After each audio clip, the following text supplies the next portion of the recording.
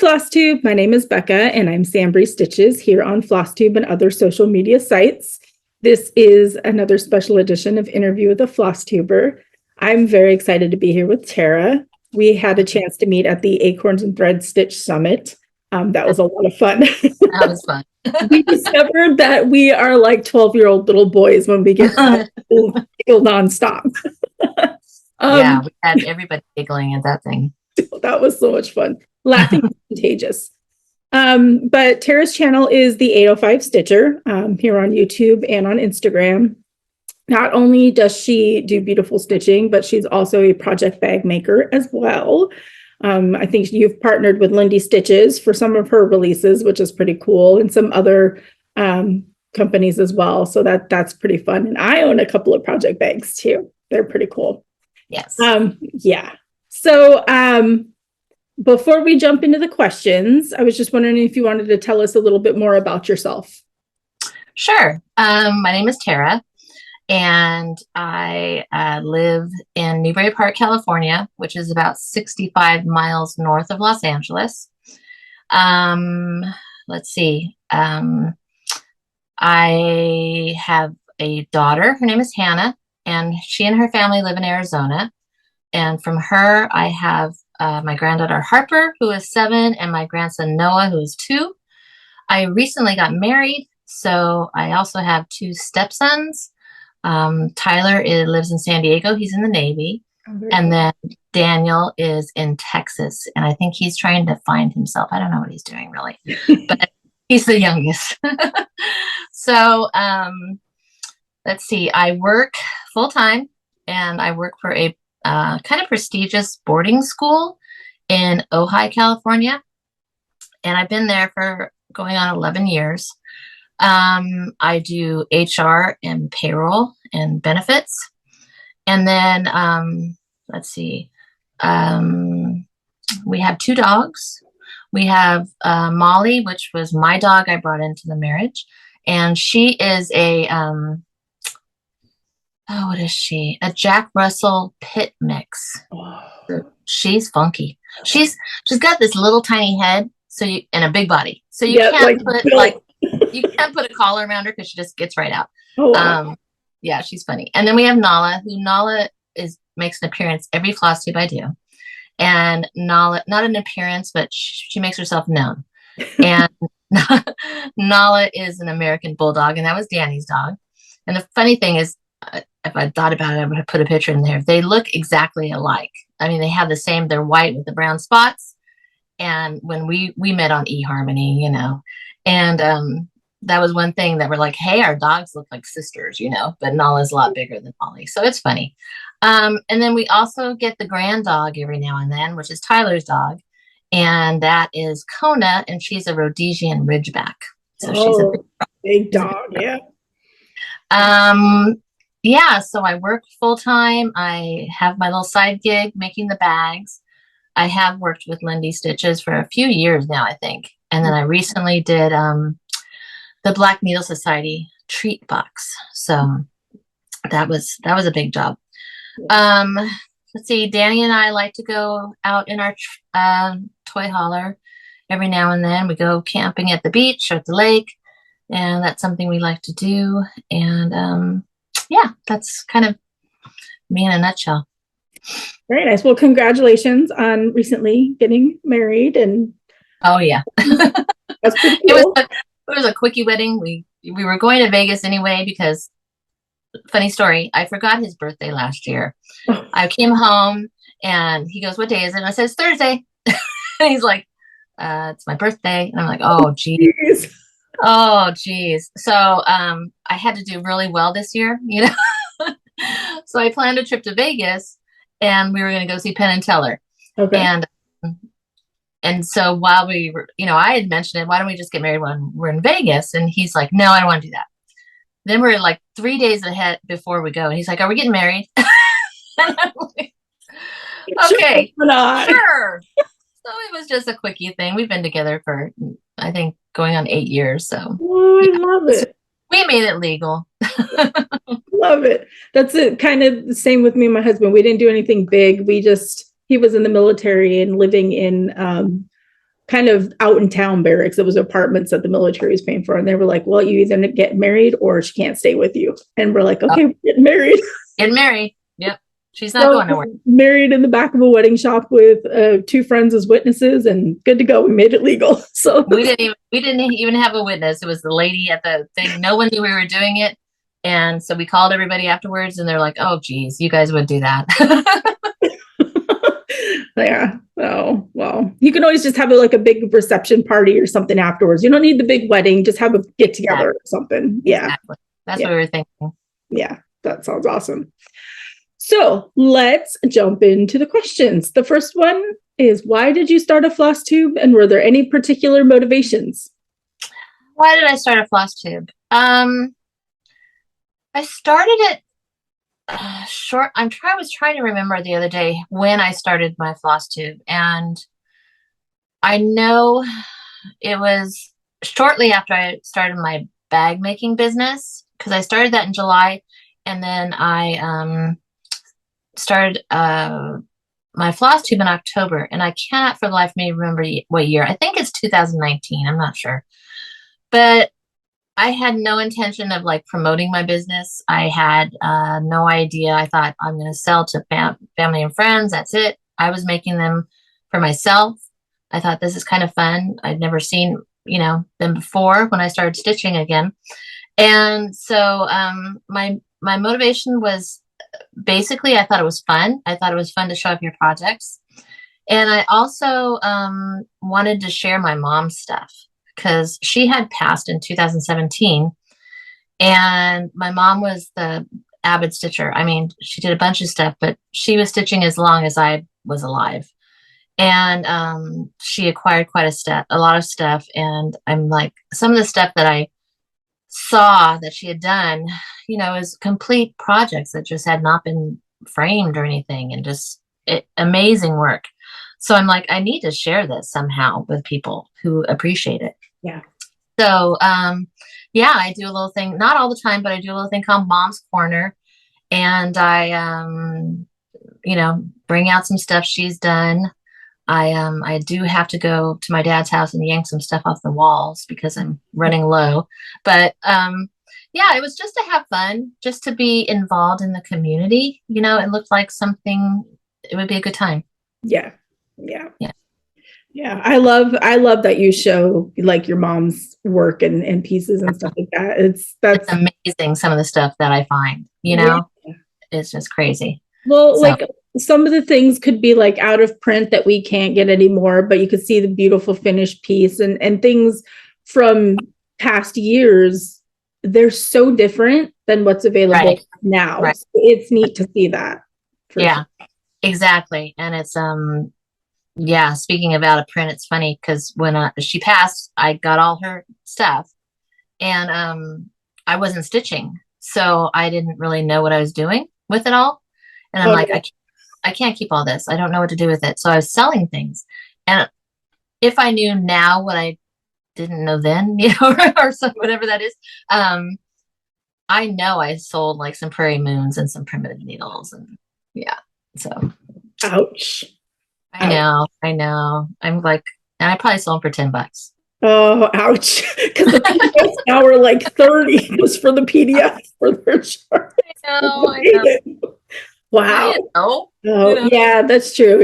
You kind of kick yourself now, now that you know, but that's okay. That just went to another stitcher that, hopefully didn't resell it. Hopefully they stitched it and they, passed it on and that kind of thing. Yeah, I hope for that actually. We need more of the restitching and passing it on instead of selling it for hundreds of dollars. Oh, I know. That's what we need. It's insane. Yeah. There's some on my unicorn list that I'm like, I can't do that, It's crazy. It isn't crazy. So I'm curious, how did you come up with your channel name? It was pretty easy and it's pretty boring. I live in the 805 area code. Oh, so it's an area code. I was like, I'm wondering where the 805 came from. Yeah, I live in the 805.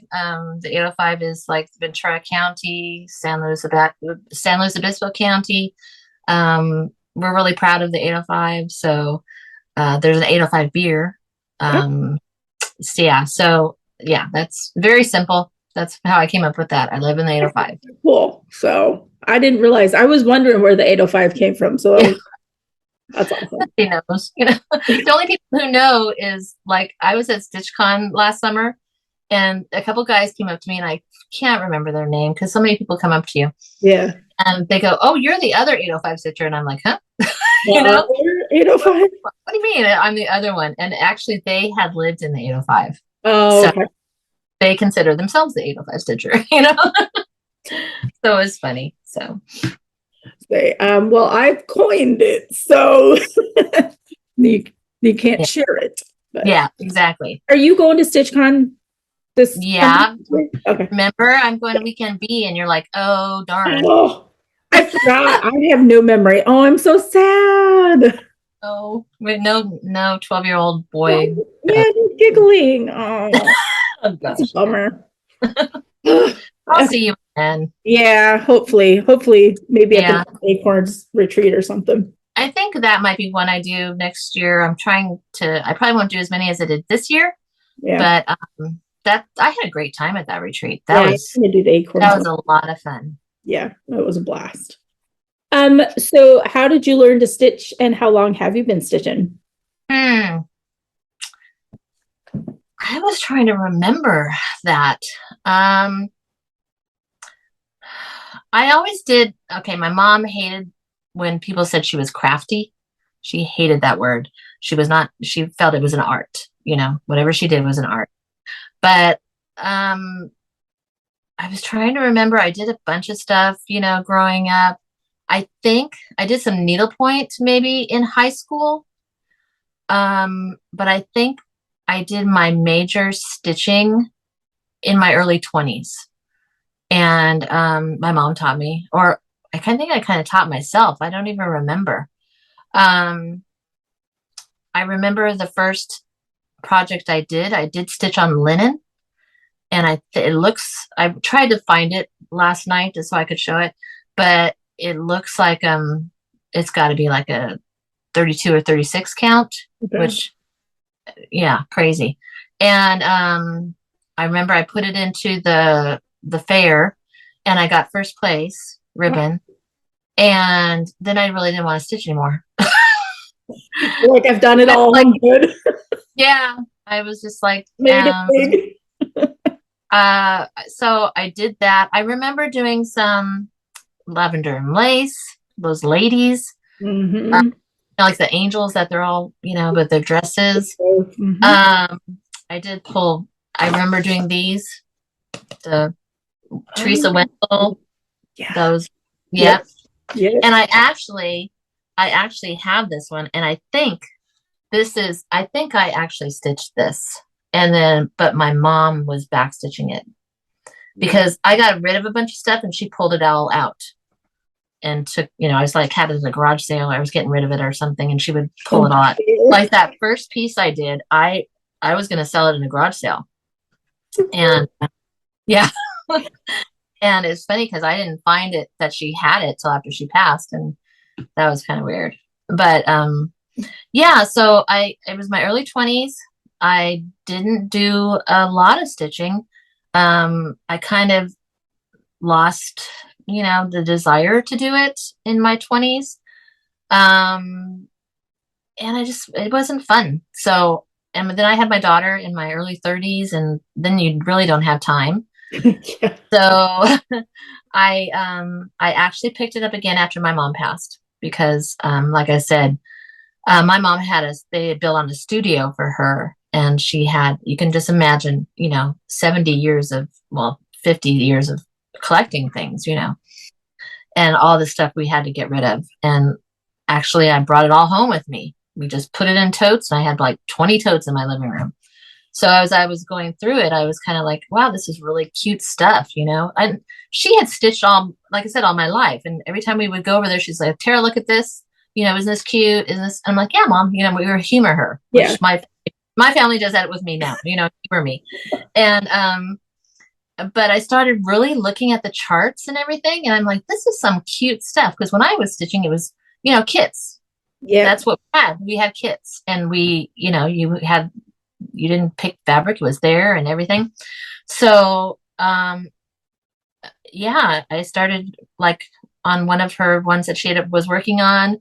I think it was a Just Nan. I started working on that. I was in the hospital and I needed something to do while I was recuperating. So I did that. And I've been stitching ever since probably 2018, early 2018. She passed in late 2017. Wow. Yeah. I can't believe you started on linen. I've been stitching I know. for I was like 20 plus years off and on. And I yeah. was Ada this whole time until this year. I kind of forced myself to do linen and I cannot stand it. Yeah. I have a hard time with that. So I don't know if I would have started on linen, I think I would have just quit. I would have been like, I can't do that. So maybe that's why I did, yeah. Like, you got to finish this and then, put it in the fair. And because my mom was big in the fair, she was big in AGA. That's cool. Yeah. So I did what I was supposed to do. And then I think I broke her heart though, because I didn't stitch. And I felt, that's something I live with. I was like, because she would always send me things later, and she'd send me charts or kits and something I liked, like I liked dragonflies. She would send me something with a dragonfly, or she would, so she was always trying to nudge me back. Yeah. But I did. Yeah.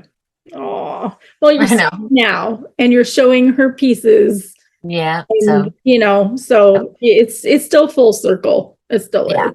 Exactly.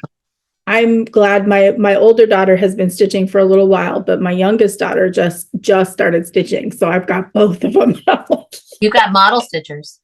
Yeah, my older daughter is model stitching for me. My younger one, not yet, but hopefully. Yeah. I hope I would wish the same thing with my daughter, but she has no interest in it at all. Yeah. None. Yeah. But I've got my granddaughter.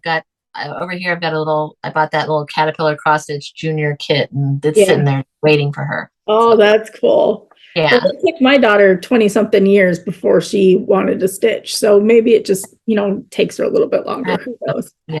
My daughter's 25 or 26. I can't remember. 25. Yeah. So close. My daughter's 23, 24. We're bad. We don't even know our daughter's. I know. Isn't that bad? I'm like, let me see how old I am. How old am I now? So that's too funny. So do you have a favorite project that you've stitched so far? Yes. And I have two. Cool. And I'm going to show them. And they're not anything that's like, oh, it's a great sampler or it's a little tiny count, or it's just something that has a lot of sentimental value to me. Those and are my favorite. A lot of things I do. So, this is, it's primitive hair, and it's, I even have the little label on the back. It's Old Sail and Broom Company. And this was my mom's chart. And this was the first one I ever finished. And, sorry for a reflection. That's perfect. And I think she had purchased the fabric. So I just had to find the floss, which how I did that, I don't know, Yeah. But it's the first thing I ever framed. Well, actually, it's not the first. It's the first cross stitch I ever framed. But I did frame some diamond paintings. But looking at it now, I would do it totally different. But I didn't know at the time. So yeah.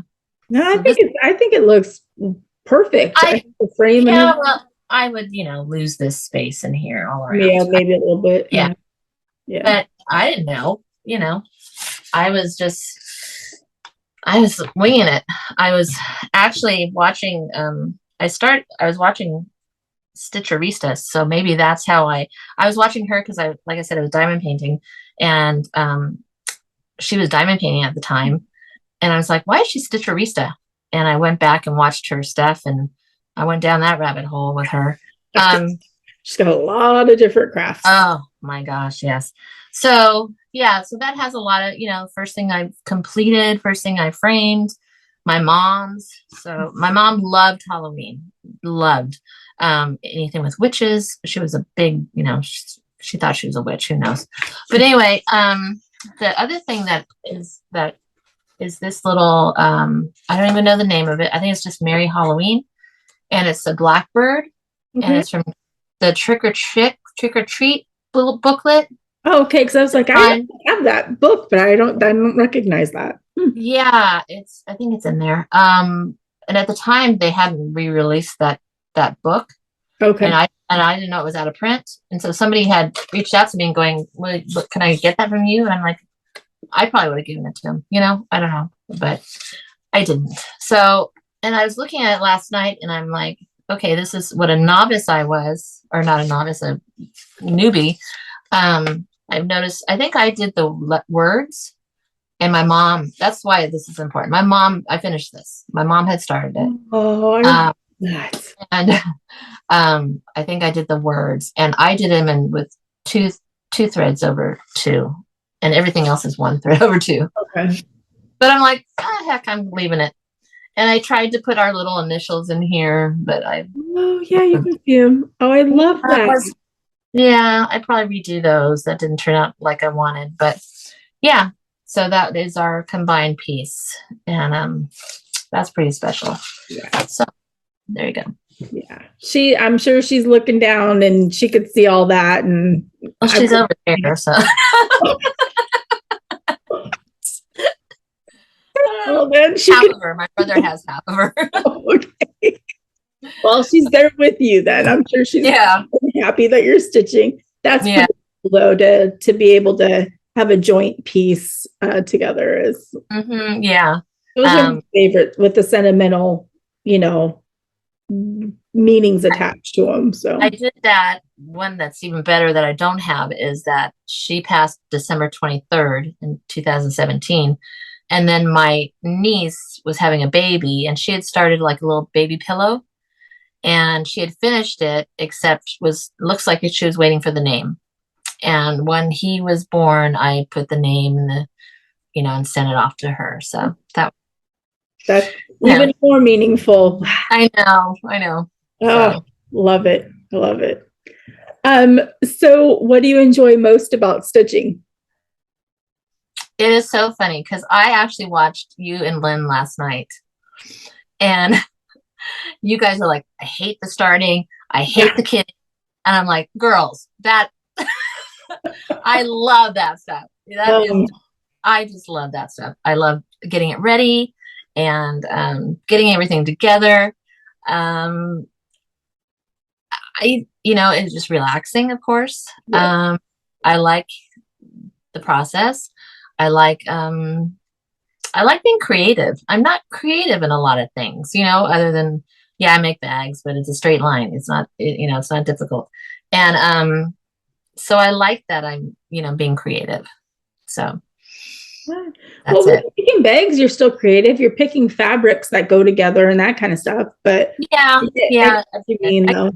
I'm more creative than I think I am, I guess, Yeah, definitely. Yeah, I don't like the kitting up. And I don't like the putting away after my project is complete. There's like piles down there of like DMC that need to be. Oh, I see. And I love that too. I love taking everything out of the bag and putting it where, tearing up my working copy and just, I love that. So we are total opposite. Yep. Darn it. I thought we were going to be twins and all this. So we're going to get out of Stitchy Talk a little bit and learn a little bit more about you. Do you have like a favorite genre of book or movie? Books. I'm a big reader. I take half an hour a day and I read. It doesn't matter what I'm doing. I like psychological thrillers for books, but I'll read anything. I mean, I also like the Oprah book club. I would follow that, or the Reese Witherspoon book club, anything like that. Or my school has a book club and I'll follow that. If you tell me something to read, I'll follow it, what I mean? But psychological thrillers is one. I'm getting kind of into the young adult fantasy thing.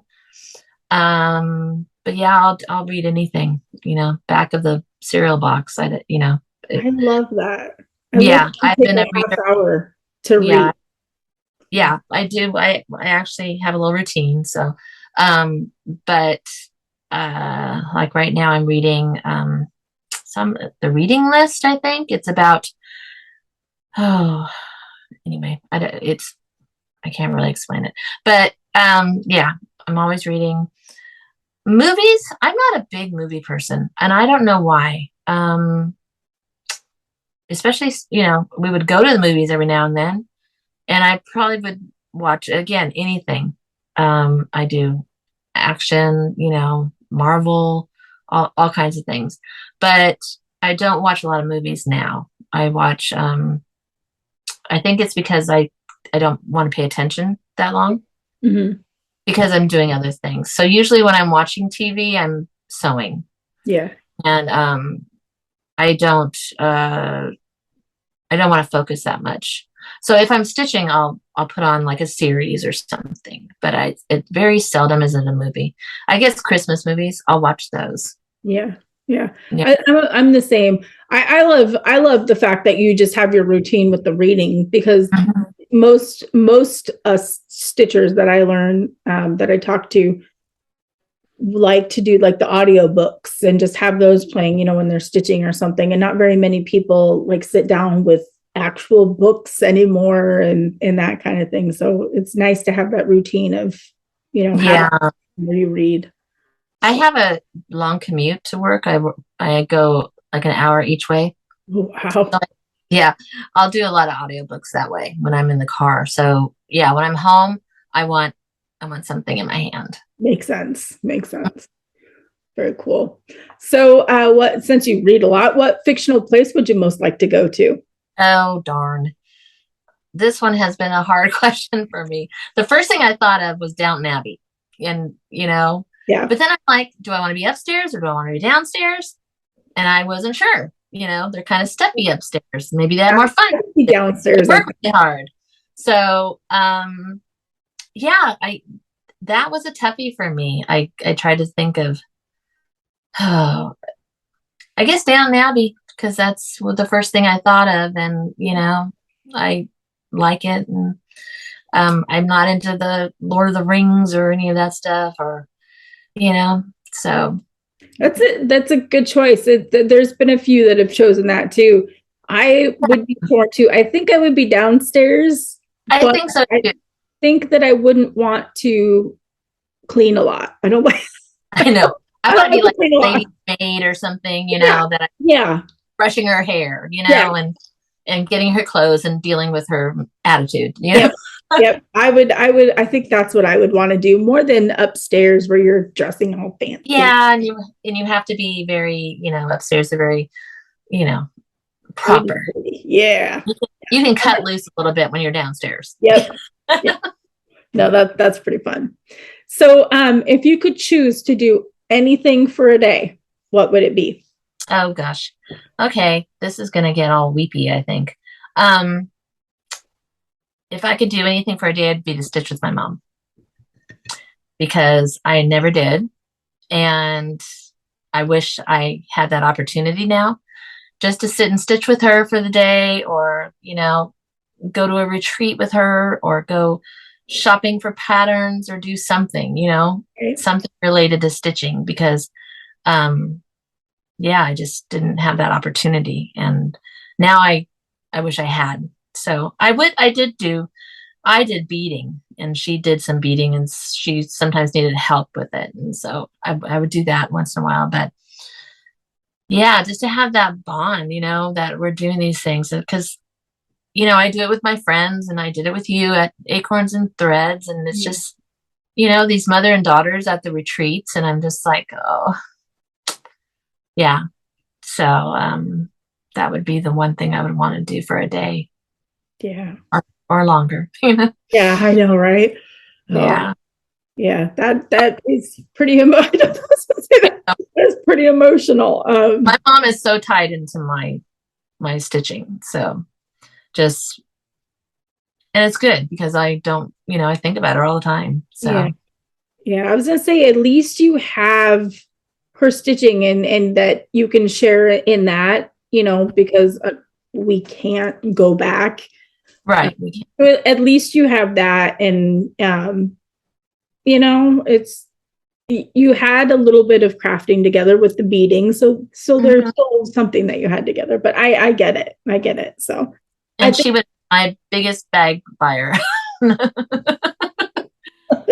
love Everything that. with the Ziplocs, you know? Yep. And I think because of you saying that, I think I might stop taking my girls for granted when, they come to the stitchy meetup or something. I may focus on that a little bit more.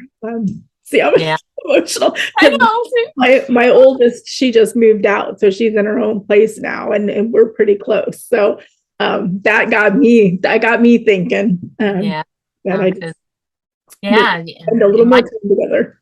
My daughter, I'm really busy. I'm busy with work. I have a very stressful job. Yeah.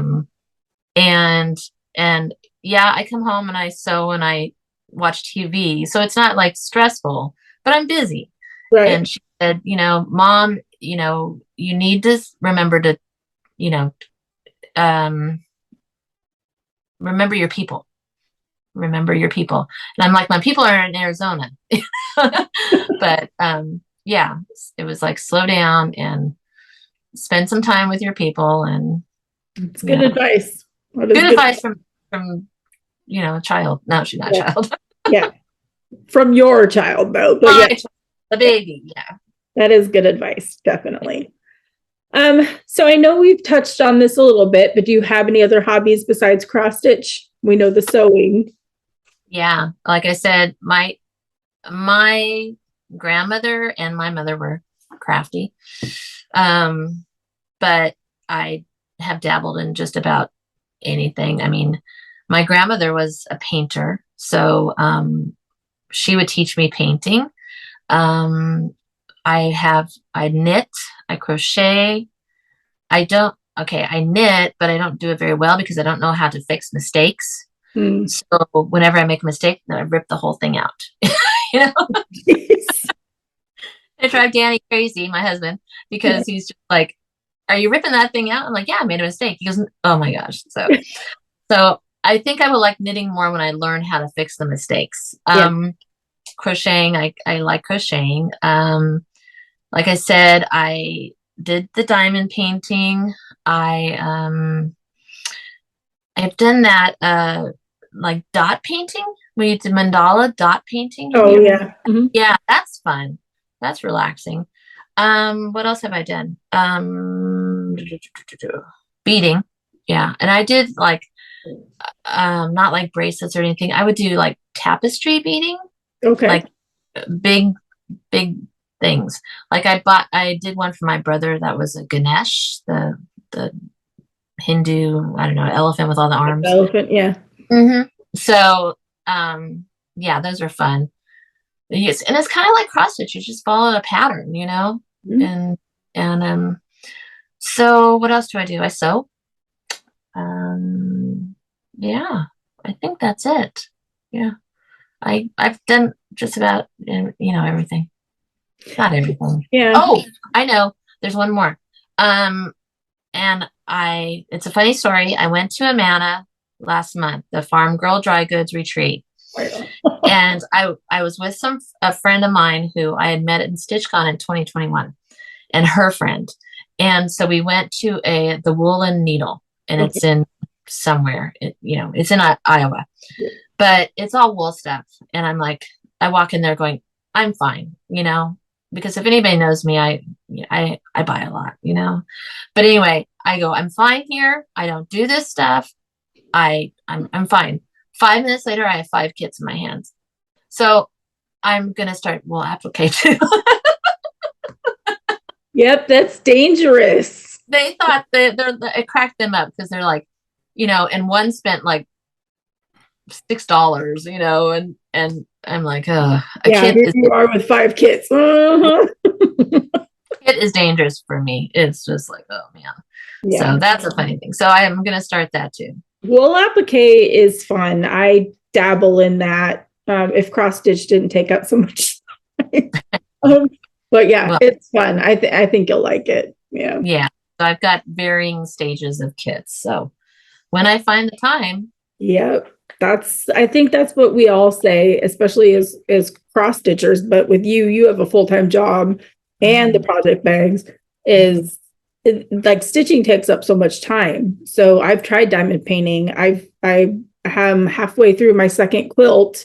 I've done wool applique, but there's just not enough time No, to and do anything. I think I'm gonna try to tackle one. I get a week off at Christmas time. Okay. Our school shuts down, and so I'm off like from Christmas Eve to right after New Year's Day. So I think I'll tackle one of those little wool appliques because I'm gonna put my shop on vacation for December. That's So good. We'll give you a break. yeah, because my family will be here and Cool. want to spend time with them, not making bags. Yep. Time with your people. My peoples. Yes, I love that. So I love this question. It's how would your friends describe you? Oh goodness. Okay. I don't have a lot of friends. Like 12-year-old boy mentality. 12-year-old boy. No, I mean, really close friends. I probably have one, that when we've been friends for, we're 43 years. Oh, wow. So, yeah. And, huh? That's a friendship. Yeah. And that's so, you have acquaintances and people you work with, but a real friend, that's my one really friend. And I think she would say I was loyal, a little sarcastic sometimes, creative. But I did talk to someone that doesn't know me that well, and my friend when I was in Amana, and I was telling her about this question, and what she said, she would said funny, bubbly, and happy. So I'm like, if I come across that way, awesome. That's not the way I think I do, but yeah. So. Yeah. Well, you were fun and bubbly when we were hanging out at the retreat. So yeah, I could see that for sure. Yeah. Yeah. So very good traits. That's cool. And my friend would probably say I'm fun too. So. Well, that's good. Yeah. That's pretty cool. I get the not having a lot of close friends. I mean, I have friends that, we get together for like the stitching group and stuff like that, but I don't have like a close person. Yeah. I used to, but when we settled here, I just don't have that person, and you lose touch with people, that you don't live near anymore. So yeah. And it's so, and she actually moved to Texas. So that was kind of hard. I couldn't even actually say goodbye to her because, 43 years. And we would get together for craft days. And so that was I miss that. But we can, I told her we can Zoom. Yep. And do crafts, and there's always ways around it. But and I did have a stitching group before COVID, and we would get together once a month. My LNS was actually less than a mile from my house. Oh, wow. Right up the street. So, but they closed during COVID. So, but there was a bunch of us that we get together once a month, and I still keep in contact with them, so I guess those are friends. So. You could definitely start that back up. We started meeting at Panera initially until one of our stitching members let us use the rec center at her apartment complex. So yeah, Starbucks, Panera, Yeah, we need to find some place. I mean, we're kind of spread out, but I had offered a place at my work, but like I said, I work an hour from where I live. Yeah. Yeah, that's true. I know a lot of people that watch these interviews and like Pam and stuff have that find a stitcher. The hashtag. I can't remember, Stitch Harmony or something like that. That's what Stitch Harmony. But I know where they are. I always tell people, that just put yourself out there in like the Facebook groups or something like that, and just say, hey, I'm a stitcher in this area. Who wants to meet up? Because that's how my group started. That's what we did. And that's exactly what I did. I was on the Southern California Facebook group, and I didn't know anybody. And I said, hey, this is where I'm from. Are there any stitchers out there who are in my area? So can we get together? And that's how the group started. Yeah. So, See, yeah. people just have to do that. And there's got to be stitchers. There's stitchers everywhere. So Yeah. they Yeah. can I'm good at inviting myself into things. I was in Amana, and I go to these things by myself, and I knew the one lady from Stitch On, and then I knew Shannon Bromenschenkel, Shannon. Yeah. Shannon was there, and other people. Yeah. But I was in the hotel, and I was okay. If you ever go to Amana, do not plan on Ubering. There's nothing there. So anyway, I'd had an awful experience with the lift. And I was asking the lady at the front desk about taxi service to get back to the airport. And there were two ladies sitting there, and I barged right in and started talking to them. And, and then I'm like, I'm going to bring my stitching out here. Otherwise, I'm going to sit in my room by myself. So I did that. And then they were going to dinner with their group they've been going to this for a long time. I'm like, can I come? Just like I did with you, Yeah, can I come? So, so, that's how you meet people. Just barging. Just barging. That's true. I love that. Yeah, because stitchers are very welcoming. I know people, like, their biggest fear is walking into StitchCon with 299 other people all staring at you while you're trying to find a seat. But everybody's like, oh, here's a seat, here's a seat. So, yeah. And the first time you go, that was my first retreat. And that was in 2021. Yeah. And I didn't know anybody. And of course, I came late because my travel, I traveled on that day it started. So I walked in right when everything was going on. It was like 6:00. Everyone's got a seat already. So I'm kind of hiding in the back. But yeah, people invite you over. Yeah. And then the next day, I was sitting in the hotel, and my friend Gail, who now we're friends, she said, you must be a stitcher. And I'm like, yeah. And I was waiting for the stitchy bus. And so we started talking, and she invited me to their table. She'd been there the day before. Yeah. And then the lady and her husband were going to the convention center, and they're like, do you want to ride? Sure. Stitchy bus doesn't have any air conditioning, And, and now this group, you form these friends with these people, and, if you're all going again, you form these friends. So it's easy. Don't be afraid. Yep. That's what I think the point across is, just don't be afraid. Right. Yeah. Cause we all have something in common. Yep. Very friendly. Yes. So, how do you prefer to stitch? Do you use like a hoop, a Q-snap, in hand? I learned in hand. And I think with my older eyes, I don't use any magnification hardly ever. I don't carry a light with me. I think it's just because I'm so used to stitching in here, and the light's not great, that I've adapted to that. So, and my eyes are actually getting better, but, I'm jealous. Yeah. And, but I do now use a Q-snap for, higher counts, 36-40, just to see the hole a little better, because I use magnification.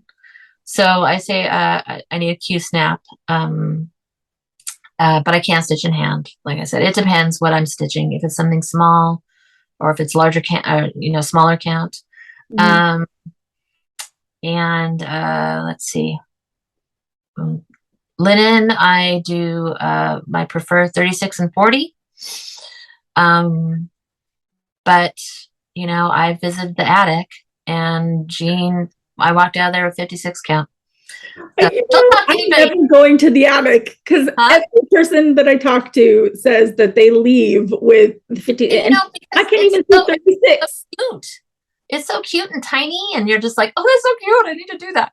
And then she's like, oh, you can do it. Yeah. And I'm like,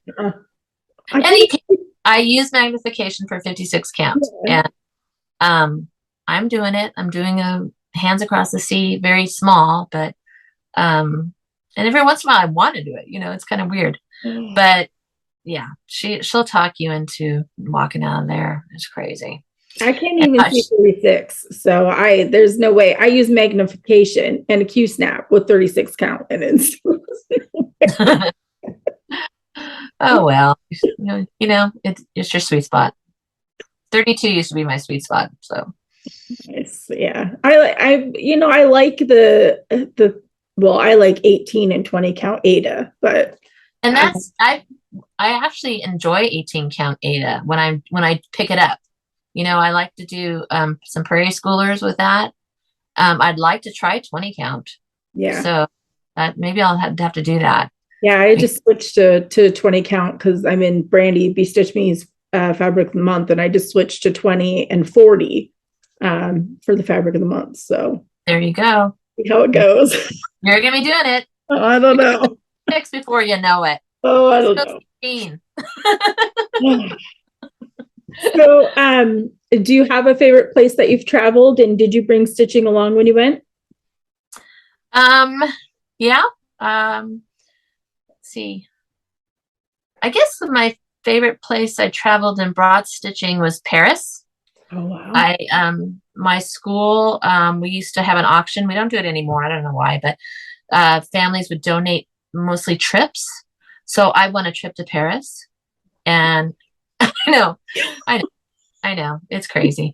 But anyway, so it included the airfare and the hotel. So that was, gosh. it was, yeah.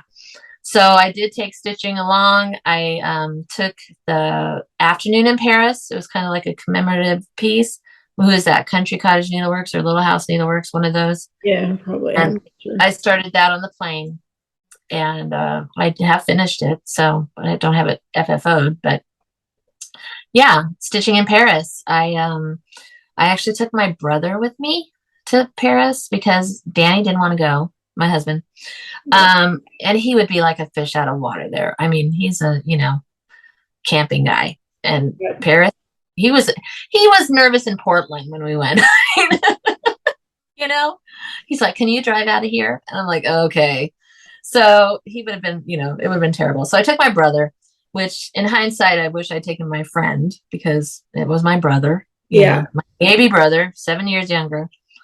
But, he's like, "I'm on vacation and I don't have to get up and I don't have to do this." And I'm like, "Okay, whatever." So I would go downstairs, have breakfast, early. And then I go upstairs. He's still sleeping. So I'd grab my stitching and go sit in the lobby, and he'd mosey down eventually. So yeah, lots of stitching in Paris. We also went to Amsterdam. So stitching on the train to Amsterdam. And I actually lived in the Netherlands for a year. I was a foreign exchange student in high school. So I actually, we went to Amsterdam, and then I took the train to Enschede, which is where I lived. And I actually met my host sister, who I hadn't seen in 38 years. Yeah. So that, hadn't been in contact. I mean, I reached out, I was looking for her, and I found her on Facebook. And yeah, so cool. Yeah, it was pretty cool. And then came back the same day, and yeah, it was a nice trip and stitching involved. A trip. That's crazy. So it's funny. So my husband is the outdoorsy camping type of guy too. So he doesn't like to go down to Portland. He doesn't like to go to Seattle. I won a trip to Florida. Nothing compared to yours, but to Disney World and Universal Studios and all that. My older daughter was out at college, so she couldn't go. My husband, there's no way. Same thing, fish out of water, would not want to go. So my younger daughter, it had to be somebody 18 because I had a guest that was included. My younger daughter wasn't 18, but I wanted to bring her. So of all the people, I chose my father-in-law. Oh gosh. To go because you needed someone 18, right? Yes. And I needed somebody to be with her while I went to like work. It was works related stuff. So there was a big convention, but it was a all expenses paid type of thing. Nice. So I needed somebody to be with her. And so like we're in the same hotel room, like it was super awkward. Oh God. Never, yeah, I did that. So it's kind of funny that you said that, husband. Yeah, I really wanted my husband to go, but no. Oh yeah. No, Danny would have. Yeah, just like yours. It's like, he can all our town, and we're going to Kansas. That'll be great for him. I mean, oh goodness. But he wants to end up in Washington. Oh, hey, I would be so happy. You need to like the Kitsap area, Seattle area. That'd be fun. Yeah. Definitely. He's like, well, the way the weather is changing and everything, Washington's going to be the new California at some point, Yeah, it's crazy. We've not had so much rain lately, so that's a good point as far as the weather goes. It's been we haven't had any rain. I mean, it's crazy. So, it's over. But yeah, come to Washington. Yes. Then we'll hang out and have so much fun. And then our husbands can hang out because they're the outdoorsy guys. Yeah, they probably would get along well. Yeah. Perfect. And I have been in your neck of the woods because my daughter lived in Bremerton with her. That's where I live, in Bremerton. So yeah. Oh, that'd be so fun. I know your hood. Yeah. It's definitely a hood in some areas. In some areas, yeah. Yep. So what can you not do without for your stitching? Like your favorite go-to must-have besides the basics? Okay. And this is kind of silly, but I figured this out actually when I was at Acorn and Threads. Floss bags. Oh, yeah. I didn't bring them, and I always, like when we're camping or anything, I stick them in my, because I don't know, I don't do, and I put them on thread rings, but I just like the pushing it in the bag, That's what I use as the Flossaway bags. I don't want to mess with the whole thing, about putting it back in the card and doing that. I am trying to put it, they just leave one strand out and put the rest back on the card. But, so when we were at Acorns and Threads and I didn't have any, and then Lynn and I can't remember the other girl's name. Is that Beth? Who's sitting next to her? Megan. Megan. Okay. Yeah, I think you had Megan because I remember you asking Megan to get Flossaway bags or something. Yep, see? I remember that. Yeah. Yep. So that's crazy. I needed, my floss bags. But that's the only thing I could think of. Because like I said, I don't use magnification. I don't use lights. I don't if I don't really need a Q snap, I can work around it, but hard, maybe a Q snap. Maybe Q snaps. So, but floss bags, yeah. And I was so excited because somebody came up. It was actually the wife of the bird guy. And she came up. Yeah. She came up and she's like, does anybody have floss bags? I'm like, here. Somebody else that shares them. That's too funny. Yeah. I'm a big Flossaway bag person too. All my DMC, that's how it's stored in baskets, numerical and Flossaway bags. And then I just pull and use it that way. I don't have like what I haven't used. This is all DMC in here. Oh, okay. But if I use it, it goes in a floss bag and on a ring. Nice. Yeah. I love it. Yeah. So I'm curious on how a stitcher's minds work. How do you decide on what you're going to work on next for your projects? Squirrel. I mean, it's actually a lot of people's answers.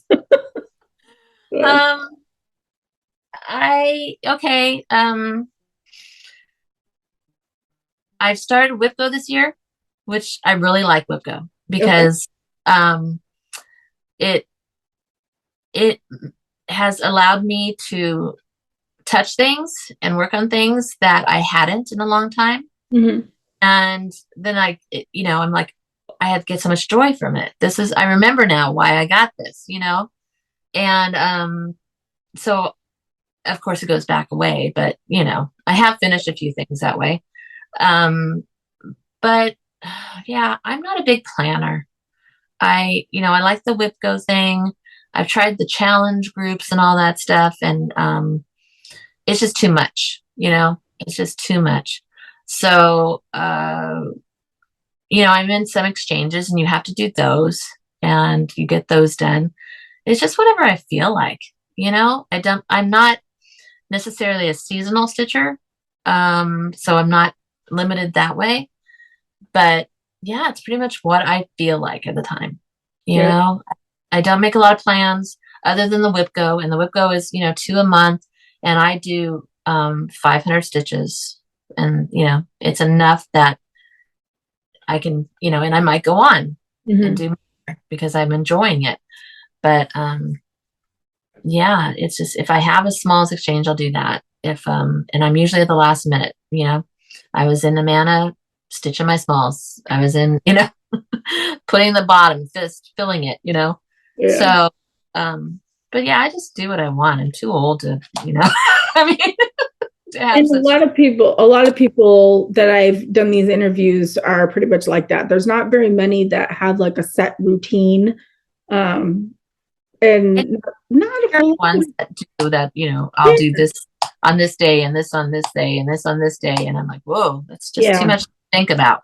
Yep. I'm the same way. It's just work a couple of days on something, work a couple of days on something else. Yeah. Do I want to work on Ann Roberts right now? I'm kind of Sir Thomas is calling me, you know, just because it's Christmas or Thanksgiving. Yep. And I love that piece. And so once I finished my whip go, but I just finished my smalls exchange for Stacy's, you know. She's doing that. Yeah. Yeah, she does those. So I got to finish that, get that out the door. But yeah, like I said, the Christmas memorabilia, the Santa guy, I started him. That's calling to me. You know, some of the little Brenda Gervais new things, you know. Yeah. I mean, it's just whatever. I do want to kind of stop starting things, you know, because I got a lot of whips. Yeah. A lot of it's insane. I'll probably do a whip go, not a whip go, a whip parade. And my last whip parade last year took four. Yeah. Yeah. Of course, I did it with my regular floss tube, so that's why it dragged so long. Yeah. But yeah, so I think next year, I think I just want to focus on finishing some things, you know? I mean, of course, there's going to be the squirrel and the sparkle, and I need that. But I've showed some restraint lately. So. Well, and it's surprising that you said that you kind of want to focus on finishing things, because I've been watching a lot of floss tube lately, and quite a few floss tubers are saying the same thing, that they're really not wanting to start a whole lot. They kind of want to get their whips taken care of. And so maybe next year we won't see as many, you know, floss tubers really starting a lot of stuff. So yeah, then we'll have to start because we're boring, right? You're like, okay, you're going to see this, and then in 2 weeks you're going to see like 500 more stitches on it. Yeah. So no, I'm just a little overwhelmed, I think, at the moment. You know, we have, I mean, because all of that back there are charts, you know, I mean. Oh yeah, like, where your chair's walking. Yeah. All that is charts. And I don't have any more room. So we talked about destashing stuff, and you know, because things I bought 4 years ago, I might not want anymore. You know, are changed, and so but then I have the 3 months of haul down here, you know, so I don't know. I'm all over the place. I think it's in our nature that we're like, because now that I'm designing and stitching a lot of my own models, I'm like, I really don't need to buy. And that's why I destashed a lot, is because I really just don't have the time to stitch everything that I have in my own stuff. Right. And yet I went to Acorns and Threads for first 30, and here I am buying, you know, patterns that stitch, because it's in our nature. I think that we're like, you know, if we don't buy this now, we're going to forget about it. We can't get it. Yeah. So, yeah. So maybe, you know, maybe I'll do the charts still, but you know, you don't have to kit everything up. Yeah. And which I don't, but I like that. You know, I like ordering everything and having it in the bag. And so maybe that needs to come down. I should start doing that, although it would be a waste of money because I have quite a few fancy floss and stuff like that. But that's so much stuff. And it's like, my husband comes in here and he's like, will you stop buying stuff? I mean, he doesn't tell me that, but he's like, there's enough stuff here, you know, that you could years. Yeah. That's me now. I'm addicted to antique samplers. I'm buying it. I just ordered a couple more, or bought a couple more, but he doesn't know about it yet. So hopefully it just comes during the day, and then it just gets, you know, yeah. And we're good. My husband is always home before me. He's off Monday, Tuesdays and works Wednesday, Thursday, Friday, but he's off like at 4. Oh, And geez. he works 2 minutes from our house. So it's There's like no hiding it. no hiding. It was better when he was a mechanic and at least had Saturday stuff could come in and he was working. That's fun. But, yeah. Yeah. Well, they put up with us and I'm sure my husband supports my stuff and doesn't really, No, yeah, he's really proud of me. He's so funny because he cuts all my bags. Oh, that's And, cool. yeah, and it was good because the bag business let him retire from mechanic work, and which was tearing him up. Just the body. Rough work. Yeah. Yeah, and so I said, hey, let's do this. I can't keep up with it, so he does all my cutting, and he's always proud. Whenever we're out camping somewhere, I've got 12 projects with me because why not? Yeah. And give me a bag. I have to show the neighbors. So he's really awesome. Yeah. Well, that makes your bags even cooler. It's like a team effort. I love that. Yeah. Except he gets a little crotchety sometimes. And I'm like, he goes, do you need it all now? Or are you going to work on these tonight? And I'm like, just cut them. Just do it, okay? Do your job. Weeks. Love it. Yeah. So we're down to the last question.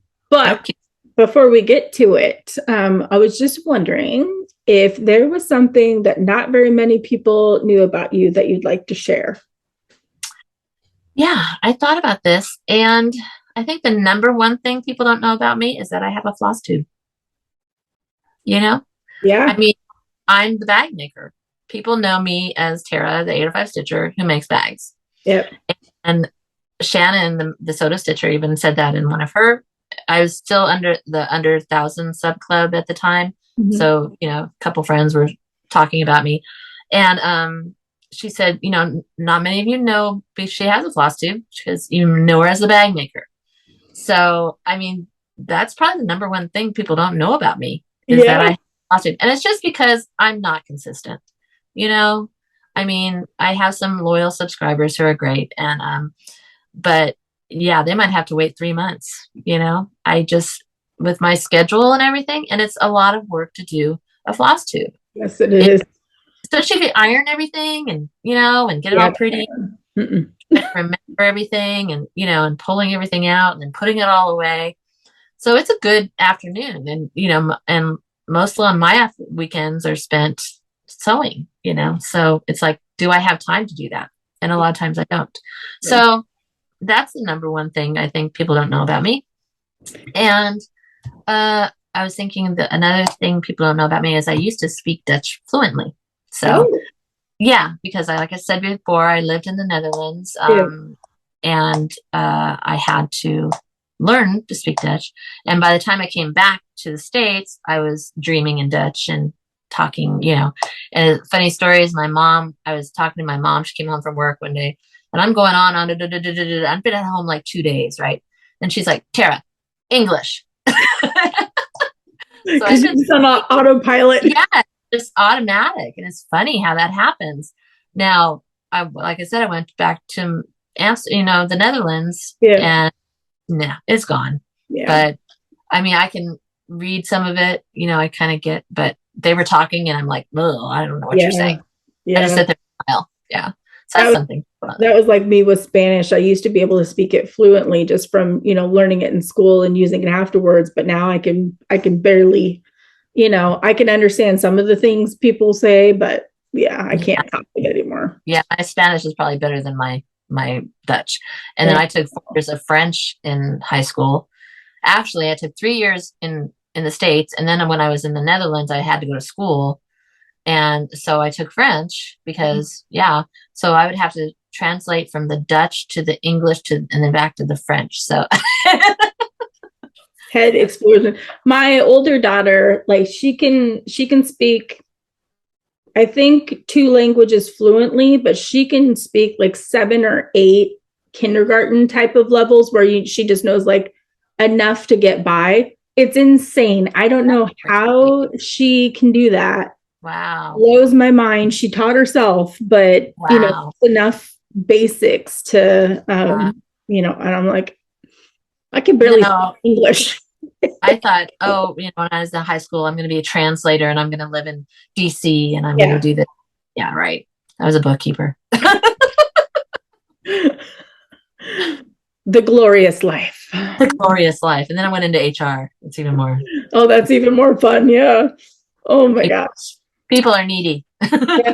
Yeah, that is true. That is true.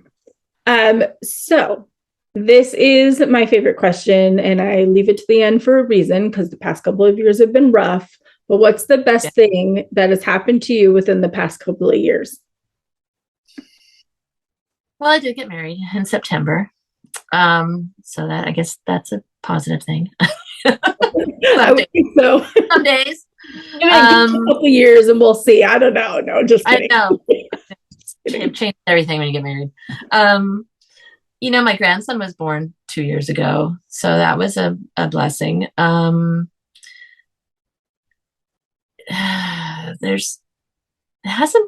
been a tough. It's been, especially in my line of work and COVID and so many rules and regulations, and it's just very stressful. Just I'm happy that in the past 2 years I've met so many wonderful people. I mean, you and just all the people I've met and have considered a friend, and all the opportunities I've had to go and meet them, and it's just been a blast. Yeah. So yeah. Yeah. I can't believe it's been 2 years since your grandbaby's been born. Because I remember you talking about it like it was. Well, he's 2.5, so yeah, we're squeezing him in there. It's crazy that I guess Yeah. time between videos and the COVID time frame and all that. I guess it just seems weird that when you said that, well, my grandson's 7. I mean, how did that happen? So my daughter took a picture of her kindergarten picture and her first grade picture, and she's delayed, not in the sense that she started late because she was going into kindergarten when it was COVID. Okay, yeah. And it was kind of ridiculous, so my daughter's like, I'm going to keep her back a year. So, but yeah, he was born in he'll be 3 in April, but he has another good thing is he has some speech delays, and he just recently is just starting to talk, and so that's kind of cool. That's really kind of cool. He said enough.